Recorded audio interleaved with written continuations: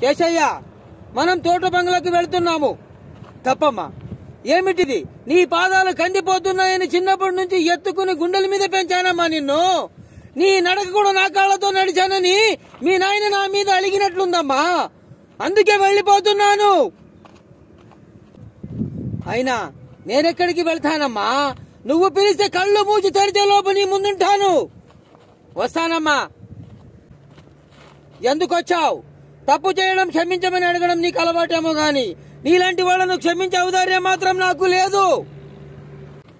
ఒక మనిషి ప్రాణాలు కాపాడడానికో లేదా ఇద్దరు జీవితాలు ముడి పెట్టడానికో అబద్ధం ఆడొచ్చు, కానీ బోన్లో నిలబడ్డ మనిషి గురించి మాత్రం ఎప్పుడు నిజమే చెప్పాలి.